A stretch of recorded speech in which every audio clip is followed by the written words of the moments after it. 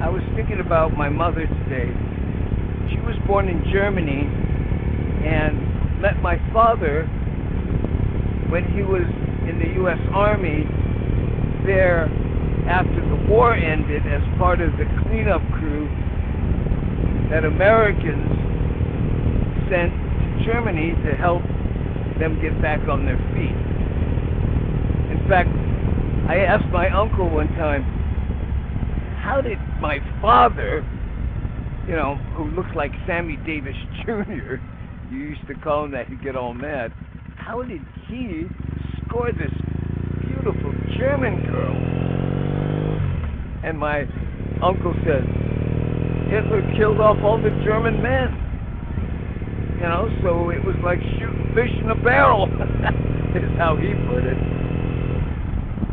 But anyway, my mom and dad got married in Germany, and my brother, my sister, and I were all born there and came to America through Ellis Island, by the way. I have paperwork that shows me landing on Ellis Island. Anyway, and you have to understand, you know, he gets back to America, then he gets just discharged from the military, and everyone makes their way back to Hawaii, right? Because that's where my dad was from. Now, it was interesting because people would go, I can't understand your mom. You know, when we lived in Waianae, my friends would have trouble understanding my mother's thick German accent, which is weird because when I hear someone speak with a strong German accent, I go, what accent? I don't hear anything, because I'm so used to hearing my mom talk. And by then, you know, she was this German Frau-looking gal, you know, and just treated everybody kind and so happy just to be in America. Anyway, she would tell these stories about growing up in Germany as a young girl as Hitler came into power, and how things slowly changed, and how she felt people's attitudes changing, and a lot of them were just afraid. Now, when you're a young girl, you don't really understand why people would treat one person differently than they would another, but that's what was going on. She remembers men in cars in these scary uniforms stopping people, talking to them, and then suddenly grab them and just whisk them away, and never to be seen again.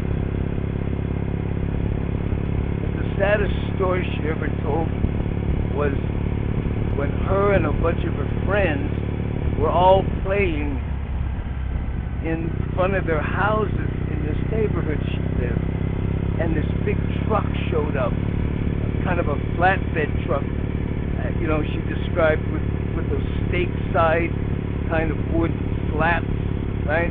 And it pulled up by the children, and these men got out and removed the back gate, and then more cars pulled up, and these men started grabbing these children and throwing them in the back of this truck. And she was like, everybody was trying to run, and they were grabbing the ones that they could catch and throwing them in the back, and they got quite a few of them. And then the mothers start running out of the houses screaming as these men would stop them from reaching the truck. And then they put the gate back on and drove off with these mothers screaming and crying, and these armed men guarding this truck. And then when the truck left, they all got in their cars and left. And she says, and I never saw those friends again. And it always made her cry when she told that story.